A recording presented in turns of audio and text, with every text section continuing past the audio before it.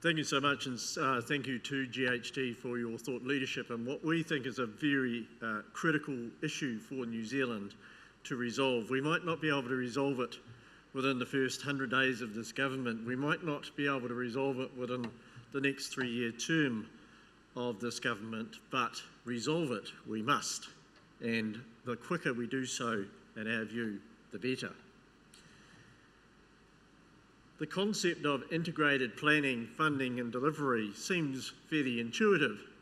If you want to deliver a great outcome, you start with a very clear vision of what it is that you want to achieve. You have a clear understanding of the outcomes that define that vision. You have a clear strategy of how your vision and outcomes might want to be delivered. And hopefully in a regulatory environment, you've got policies and laws that are supportive to deliver the sorts of outcomes that you might want to achieve. You would then look to your investment program to make sure you're delivering the right things at the right time to enable those opportunities to be realised. You'd make sure that your funding was in place to deliver your plan, and you'd make sure that you had the most effective delivery mechanism possible to realise your vision. In other words, an obvious collection from vision to delivery. And then along the way, you would monitor how are we going and are we delivering our outcome, or do we need to change the vision for the future to define the new circumstance? In New Zealand, we have something almost the opposite, I would suggest. And when I look at our principal planning laws, and there are many of them, but the three principal ones that affect infrastructure so significantly are the Resource Management Act, the Local Government Act, and the Land Transport Management Act. In total, 1,358 pages of process. And if you wanted to achieve an outcome at the end, what you would find is that there's not a very good connection between the vision and the delivery. And let me illustrate why this might be. So if the end goal to achieve our vision might be a public infrastructure project, it might be a transport project or a water treatment plant that's designed to deliver great outcomes for a community, a city or a nation, what would the process be? Well, first of all, there's the planning process through the RMA. It requires regional councils to set policies and district councils to set district plans in terms of where growth might occur.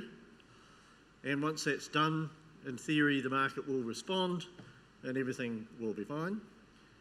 But the reality is, at the moment, we're delivering plans as to where growth can occur, but we have a very weak linkage between our ability to fund the infrastructure that will enable those plans to be realised. And why is that? Well, because we have another process that we go through called the Local Government Act, which requires local councils to do their long-term plans, which are often driven by political incentives more often than not, I would suggest, around reducing costs to ratepayers, keeping costs low, and often not that well connected to the vision that might have come up had there been one in the district plan. And so often there isn't, because the district plan is a very sort of mechanistic kind of process rather than setting a long-term vision to which all of the people within the community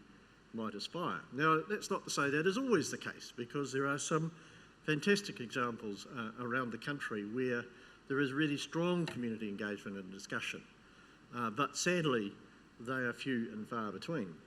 And whilst we had a very detailed and complex consultation process under the RMA to come to our district plan process, we now go through another complex public consulting process to agree the long-term plan. Now, some of the community might be engaged in that process, but usually it's a small minority, often of people of my generation and older, who like to spend the time having a crack at whether or not the district council's coming up with a plan, where so often the youth and the community, the wider community, are not engaged in a formal consultation process. And when you think in a world like we are today, with social media and all of the telecommunications and web-based systems and services that we have available, to be relying on an archaic sort of written submission and consultation process leaves a lot to be desired. And then, assuming that the local government has now worked out its 10-year long-term plan and its short-term annual budget plan process, which may or may not prioritise that project that is essential to support the district plan, to enable the houses to be built in the places we want it to be. Of course, we've got to make sure that we're making wise investments under the transport, and if it happened to be a transport project, it will go through the various processes required of that piece of legislation, and that will in its own way have its own consultation process, which may or may not have been linked to the local government process, which may or may not have been linked to the RMA process. And there's often a very significant disconnect between the district plan under the RMA and the funding of the infrastructure necessary to enable those plans. And so we find in some of our most significant growth centres, Auckland being the obvious example, where growth has been allowed under the unitary plan process, but the ability of the local government and central government agencies to provide the infrastructure to enable the plans to be realised are a country mile apart. And tomorrow, we're going to be seeing a presentation from my colleague Hamish Glenn, which will clearly demonstrate the disconnect that exists in Auckland between the infrastructure needed to enable the housing needed to bring down house prices. And that is not unique to Auckland. That problem exists at various degrees, I would suggest, right across the whole country. So we start to think about the structure that we're trying to work within, and you think of the complexity that I've just put up on the screen in the previous three pieces of legislation, which are by themselves quite complex. Then you introduce the number of actors that are involved in delivering that outcome. And I have to ask, where is the logic? So that graph shows you the population by district council across the country, from Auckland right on the hard left, right the way out to the smaller councils on the right. And I kind of discount Chatham Islands. Well, I shouldn't discount Chatham Islands, but in terms of counting population, it's probably a bit unfair. But have a look at the councils. The number that have a significant, or the number that are below 50,000 in population is a significant number. And in fact, indeed, below 10,000. They're very complex legislative structure and a complex governance structure. Then how does one make progress? And look, I just want to illustrate, and some of you would have seen this slide that I presented at the conference 2 years ago, but I put so much work into it and I think it tells such a compelling story. I want to show it to you again just to remind you the level of complexity that exists in our current structures. So, I'm using the Bay of Plenty as an example, and the reason I'm using Bay of Plenty is because I actually think that is a region that has been very collaborative in its modus operandi. But notwithstanding the collaboration, and particularly the smart growth in Tauranga and Western Bay of Plenty districts, this is the world they operate in. So as you'll see, the number of councils along the top, and then they are interfacing with various government agencies, all of whom are represented in some shape or form within the Bay of Plenty. Then there's the iwi communities across the bay. And when we start to look at the functions of each of those district and city councils, they range from sort of animal control to maintaining cemeteries and crematoriums to waste and recycling and a whole bunch of functions in between. But what you'll see is there is actually a remarkable similarity between what all of the councils do.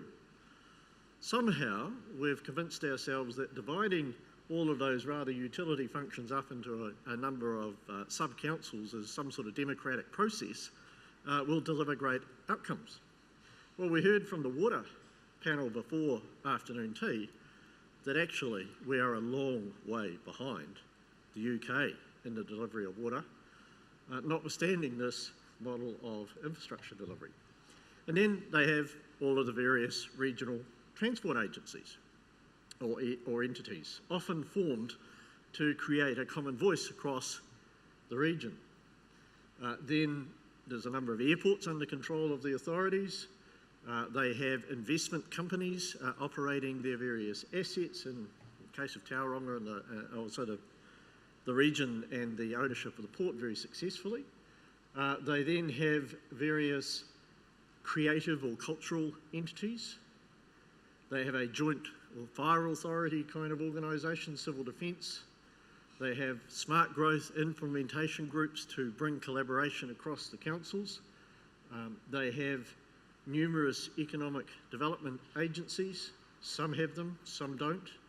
Where they get a regional plan for economic growth remains, notwithstanding they have one, remains a challenge. Then they have an entity called the Local Government Authority Shared Services Authority for Waikato. So this is the desire to bring some of their back office support together and a good move towards shared service collaboration. And then when you join it all together in terms of the funding and the relationship, and it's a maze of complexity.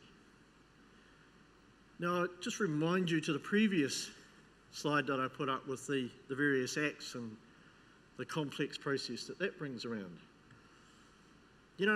As a small nation, we should surely be able to lead an integrated governance, planning and delivery. We're only a population of 4, soon to be 5 million people. We could almost have a local conversation about this stuff. But boy, do we go out of our way as a nation to make things complicated. The illustration is the former Minister for the Environment, the Honourable Nick Smith, who was out on a mission to reform parts of the system in his RMA reform program while they were in government, and ran ashore on some fairly rocky ground, effectively. But the fundamental case for change, I think, is fairly compelling, and it's standing in a pile of books behind the minister in that illustration, which is the 80,000 pages of plans and rules that comprise the regional district council plan process. It is a mire of complexity with inconsistencies, notwithstanding all of these authorities are effectively providing what is a relatively basic set of service utilities. And I've got to ask, we've had quite a lot of discussion about the importance of people today. When you think of that maze of complexity I put up before, where are the people in this? It's all process, it's all pipes, wire, roads, complex infrastructure, and the people, I would argue, often get left behind. In fact, the people are telling us this. So Local Government New Zealand, to their credit, have introduced last year an annual survey of how their customers are seeing them. And last year's result was a 3 out of 10, marginally better than the 3 out of 10 they got the year before, on performance, on leadership, and on communications. Now, that is not a criticism of the fantastic people that there are in the local government sector. I maintain it's a criticism of the process and structures we're asking them to operate in, and the fact that they are significantly underfunded and under-resourced to be able to do the sort of job that we would all aspire. And then I ask, what about the environment? Well, when we look at the performance of the RMA, and the Environmental Defence Society did an excellent report on reviewing the outcomes of the RMA, and Raymond Pewitt from EDS is on the panel shortly, so I'm sure she will enlarge on this in the conversation. But the bottom line of that report was pretty clear, that notwithstanding the Act's objectives being important, agreed, the actual outcomes are disappointing. And they concluded that the RMA, notwithstanding its fundamental intent, is not delivering the outcomes. And that was largely driven not by the fundamentals of the law, but by the ability of the agencies to effectively implement that law. And then, who leads regional development when you've got so many actors that are under-resourced to deliver great regional development? It's a very challenging proposition, and there's an enormous difference between output across the regions per capita. Is it the government's responsibility to lead that? There's certainly going to be some funding to enable that to occur, coming through in the $1 billion fund. Or is it the regional councils? Oh, no, they're an environmental regulator, aren't they? And they look after transport. Not quite sure how they line up, but that's the functions they have.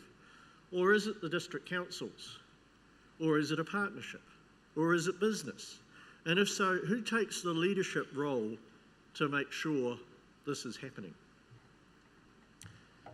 The reality is that the incentives for local government to lead growth are pretty marginal.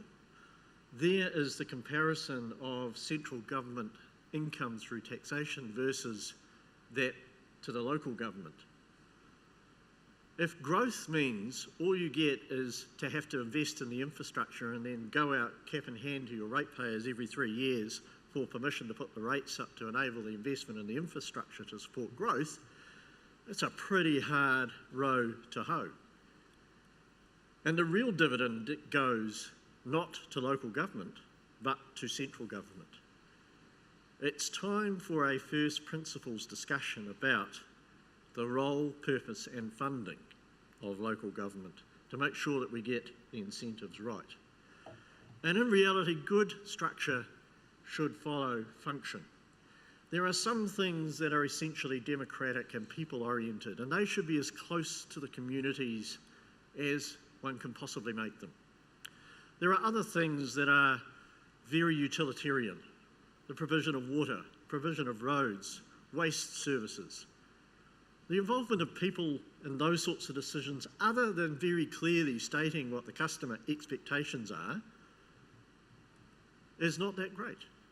These are utility services that can be provided, as we heard so expertly from our two speakers from the UK, by independent utilities who are appropriately resourced to deliver great community outcomes. And then there's the things that only really government can lead. They're the public good things that in the end the market won't deliver. And then there's the things that are truly corporate. And getting the right responsibilities in the right place creates a fantastic opportunity for New Zealand.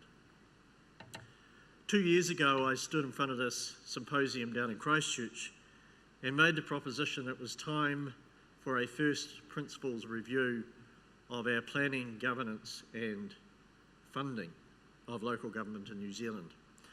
And I'm making that statement once again because as time has gone on, the challenges are getting bigger and bigger. We heard the issues around resilience this morning, the climate change issues, the issues around council's ability to resource and fund an enormous backlog of underinvestment in our core infrastructure across the country. It is becoming plainer and plainer as time goes on that we are falling behind. We've recently established a partnership with the Environmental Defence Society, with the EMA in Northern, with the Property Council of New Zealand, with Business New Zealand, to create an alliance which we're calling Resource Reform New Zealand, an alliance pressing for change, but not just change of the planning laws. You can change the laws, but if you don't get the governance and decision-making powers aligned with the legal framework, and you don't enable those organisations that are responsible and accountable the money to invest and the funding to do so, then changing the planning laws is like shifting the chairs on the deck of the Titanic. Planning law, governance, and the ability to fund from vision to delivery and getting alignment between that is fundamental to the change. Our proposition is that we need an independent inquiry, a first principles review that will be evidence-based but consultative by nature, and it would look at our planning framework and those principal laws that I touched on before, and the structure and funding of local government. Now, does this mean en masse council amalgamation? Maybe. Or does it mean some sort of process like exists in Manchester, where there is a strong agreement across councils to deliver the sorts of outcomes, and they're achieving their economies of scale by agreement?